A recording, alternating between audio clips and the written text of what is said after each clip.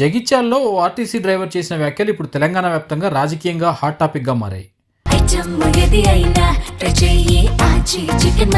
ఆచి చికెన్ మసాలా అనుకోకుండా కలిసిన తన ఊరు వ్యక్తితో ముందు వడ్లు మొక్కజొన్నలు కొనే విషయం పట్టించుకోండి, పెట్రోల్ డీజిల్ సంగతి తర్వాత చూసుకోవచ్చు అన్న ఈ 5 సెకండ్ల మాట ఆయన ఉద్యోగానికి ఎసరు పెట్టింది.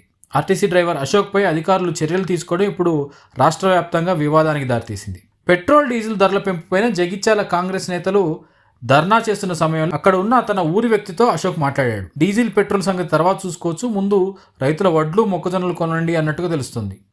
అశోక్ చెప్తున్న వివరాల ప్రకారం తాను ఏ రాజకీయ పార్టీని కానీ ఏ నాయకుడిని కానీ విమర్శించలేదని, రైతుల సమస్య గురించి మాత్రమే ఒక చిన్న ప్రస్తావన చేశానని అశోక్ చెప్తున్నారు. అయితే ఈ ఘటన తర్వాత తనను డ్యూటీకి రావద్దని ఆర్ఎం ఆఫీస్ నుంచి రిమూవల్ లెటర్ వచ్చిందని అశోక్ ఆరోపిస్తున్నాడు. అంతేకాకుండా 5 డిపోలకు తనకు డ్యూటీ వేయొద్దని సమాచారం పంపినట్లు కూడా చెప్తున్నాడు. ఈ వ్యవహారం పైన మాజీ మంత్రి బీఆర్ఎస్ పార్టీ నేత గంగుల కమలాకర్, అలాగే టీఆర్ఎస్ నేత కల్వకుంట్ల కవిత తీవ్రంగా స్పందించారు.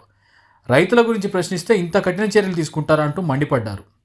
డ్రైవర్ అశోక్ను వెంటనే విధుల్లోకి తీసుకోకపోతే ఆర్ఎం ఆఫీస్ను ముట్టడిస్తామని హెచ్చరించారు. ప్రస్తుతం ఈ ఘటన జగిత్యాల జిల్లాలోనే కాదు తెలంగాణ వ్యాప్తంగా రాజకీయ చర్చకు దారితీసింది.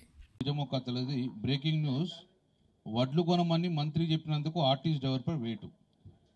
సో అది ఏమందంటే, అయితే ఏమన్నాడు ఆయన అడుగుతుంటే, అయితే నేను ఏ రాజకీయ పార్టీకి లేదా నాయకుని విమర్శించలేదు, రైతుల గురించి మాత్రమే మాట్లాడాను తెలిపిన డ్రైవర్. సో నేను ఏమంటున్నా, మనం ఆ డ్రైవర్కి అండగా ఉండాలి. ఇప్పుడే ఆర్ఎంతో మాట్లాడినాం, సస్పెండ్ చేస్తే గిట్ట డెఫినెట్గా పక్కకి ఆర్ఎం ఆఫీసు, ఈ మీటింగ్ అయినాక డెఫినెట్గా మనం అటే వెళ్దాం, ఆర్ఎం ఆఫీస్కి వెళ్తాం. ఒకవేళ గిట్ట సాయంత్రం వరకు కూడా ఆ డ్రైవర్ అశోక్ను మళ్ళీ పనిలో తీసుకోకపోతే 100% రేపు జైత్యాలకు పోతాం, రేపు పొద్దున జైత్యాలకు వెళ్తాము, ఆ కుటుంబానికి అండగా ఉంటాము.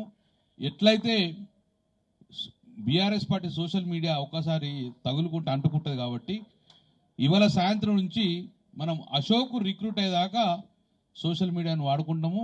ఒక అరగంటతో మీటింగ్ అయినాక జీవన సభను తీసుకొని వెళ్ళి అందరం వెళ్ళి ఆర్ఎం రిప్రజెంట్ చేస్తాం. ఒకవేళ గిట్ట సస్పెండ్ చేయకపోతే సంతోషం, సస్పెండ్ చేస్తే నువ్వు మళ్ళీ సాయంత్రం రిక్రూట్ అయ్యేదాకా మేము అక్కడే కూర్చుంటామని చెప్పేసి కరీంనగర్ నుంచి స్టార్ట్ చేస్తాము. ఆయన ఏమన్నాడు, వాస్తవంగా ఆయన